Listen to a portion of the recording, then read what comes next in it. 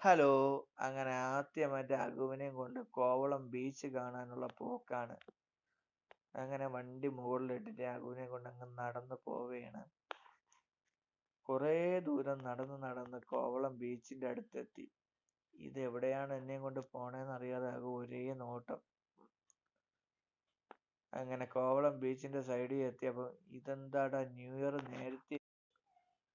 അങ്ങനെ new year ഒക്കെ കണ്ട് കണ്ട് ന്യൂ ഇയർ അല്ല, ചുമ്മാ പടക്കം വെച്ചിരിക്കുന്നത്. നമ്മള് സാധാരണ ന്യൂ ഇയർ ആണല്ലോ ഈ കോവളത്ത് പടക്കം പൊട്ടിക്കുന്നത് കാണുന്നത്. അത് കഴിഞ്ഞ് അവിടെ ഉണ്ടായിരുന്ന 4-5 മീനുകളെയും കുറച്ച് ജ്വല്ലറികളും എല്ലാം കണ്ട് കണ്ട് അങ്ങ് നടക്കുകയായിരുന്നു.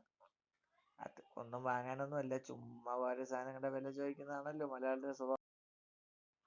അങ്ങനെ വഴിയിൽ കണ്ട 5-6 പ്രതിമയെല്ലാം അവനെ കാണിച്ചു കൊടുത്ത് അതായിരിക്കുന്ന ഒരു ലോങ്സ്റ്റർ അതിനെയും കാണിച്ച് വീണ്ടും ചുമ്മാ നടക്കുകയാണ്. സീ ഫുഡ് ആയിട്ടുള്ള കുറേ മീനുകൾ അവിടെ നിരത്തി വെച്ചിട്ടുണ്ട്. അങ്ങനെ ലൈറ്റ് ഹൗസിൽ ലൈറ്റ് അടിക്കുന്നത് നോക്കിക്കൊണ്ട് നിൽക്കുകയാണ്. അങ്ങനെ ലൈറ്റ് എല്ലാം കണ്ടപ്പോഴാണ് അബുവിനൊന്ന് നടക്കാൻ തോന്നിയത്. നടക്കണമെന്ന് വെച്ചാൽ രണ്ടുപേരെയും കയ്യും പിടിച്ച് അവന് തേരാപാര നടക്കണം. നടന്ന് നിൽക്കണം, നടക്കുന്നതിന്റെ ഇടയിൽ ചാടണം. അങ്ങനെ ഒരേ നിർബന്ധമായിരുന്നു. അങ്ങനെ ആദ്യമായിട്ട് നടക്കുന്നുണ്ട്, ഒരു ഇതൊന്നും അവനില്ല. അവൻ ചുമ്മാ നടക്കുന്നു. അത് കഴിഞ്ഞ് അവിടെ കുറച്ച് കളിപ്പാട്ടങ്ങളൊക്കെ വെച്ചിരിക്കുന്നത് കണ്ട് നേരെ അതിന്റെ അടുത്ത് പോയി.